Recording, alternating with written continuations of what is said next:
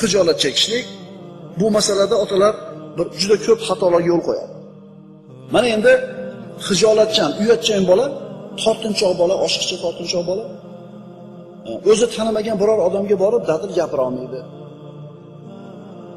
Doim xijolat chekadi, tortinchoq. Bu kasallik birodar. O'z-o'zidan ma'lum, hayo bilan tortinchoq bo'lishning farqi bor. Hayo birodarlar iymondan. Hayo bu zo'r fazilat. Ammo uyatchan bo'ling, tortinchoq bo'lishlik, bo'ynini qisib qolishligi bu bolalardagi nuqson hisoblanadi. Bolasini begona odam uyiga borsa, begona o'zi tanimagan odamlar orasida bola gapira olmaydi. Biror bir savolga ham javob bera olmaydi, salomlasha olmaydi, jur'ati yetmaydi. Bu otani qilgan xatosi. Bu uyatchanlik vaqtida davolanmasa, shu bola bilan birga ulg'ayadi. Shu holatda, shu uyatchanligi bilan ulg'ayadigan bo'lsa, katta bo'lganda ham jur'atsiz inson bo'ladi. Uyatchan bo'ladi. To'g'ri kelgan odam boshqarib ketaveradi. O'zini mustaqil fikri bo'lmaydi. O'rni kelganda yo'q deyishga quvvati yetmaydi. Chunki yurak shu bo'lgan, o'ziga bo'lgan ishonchi yo'q. Chunki ota shunaqa qilib qo'ygan. Sokavergan, uravergan, bir ish qilsa, xato qilsa sokavergan, hali bola xato qilmasdan jim turishlikni salomatlik deb biladi-da. Boshqonni odam bo'lmaydi, gapini qara mana qara. Tuppa-tuz bolani aql qil. Bilmay xato qildi, tuzatib qo'y shu narsani ota. Agar sen bolangni ruhiy tarbiyasiga e'tibor bermasang, kim e'tibor beradi? Seni bolangga-ku bu. Maktabga borsa, yaxshi o'qimagani uchun Turkiyada o'qituvchisidan. O'rtoqlar ikkita yuzidan kulsa, uyga kelganda sen so'ysang, onasi so'ysa, nima qilsin bu bola? Yine o'zini dunyosiga shunday kirib berkin bo'ladi-da, hech kim bilan ishi yo'q, tortinchoq, shuni bir jur'atsiz bola bo'lib qoladi. Demak, yosh katta bo'lganda ham bir insonni uyatchan bo'lishi, tortinchoq bo'lishi, xijolat cheka oladigan bo'lishligi yoshligidagi uyatchanligiga, yoshligidagi kasalga borib taqaladi.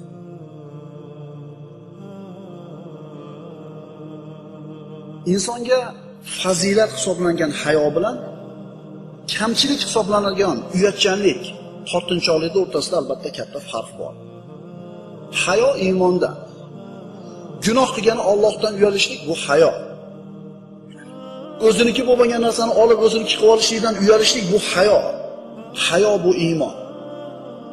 Payg'ambarimiz sollallohu alayhi vasallam aytadilar, muttafaqun alayh bo'lgan hadis: Al-haya'u wal iymanu qarna jami'an. Fa idza rufiya ahaduhuma rufiya al-akhar. Albatta hayo va iymon barchasi bir-biriga yaqindir. Bittasi ko'tarilsa agar, ikkinchisi ham ko'tariladi. Insonda hayo bo'lmasa, unda iymon bo'lmaydi. Hayo iymon, iymon hayo. Biz uyatchanlik, bo'yni qisiqlik, tortinchoqlik bilan hayoni aralashtirib qo'ymaylik.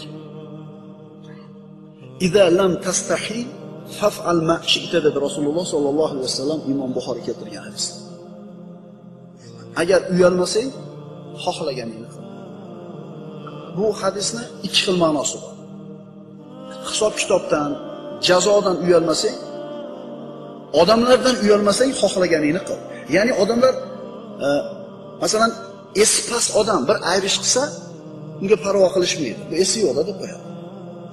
Chunki shariatda esi yo'q, jinni, majnun odamga taklifot qo'yilmaydi yelkasiga. Bu jinni bu, bo'ldi, avf qilinaveradi. Endi odamlardan ham hayo qilmayaptimi bir ayb ishida? Demak, bunga bo'laveradi degan. Menga bo'laveradi, men qilaveraman. Kim nima deydi? To'ppa-to'g'ri, qilaver. Chunki seni chiziqli yo'lga o'tkazib qo'ydi odam. Ikkinchi ma'nosi, agar qilayotgan ishingda Allohdan uyalmasang, hech kimdan qo'rqmay qo'yaver. Chunki sizni hech kim ko'rmayotgan paytda gunoh qilishdan nima to'sadi? Hayo to'sadi. Kimdan bo'lgan hayo? Odamlarda oldida ulardan bo'lgan hayo sizni to'ssa, hech kim yo'q bo'lgan joyda gunoh qilishdan Robbingizdan bo'lgan hayo to'sadi. Demak, birodarlar, hayo bilan tortinchoqlik ikkita boshqa narsa.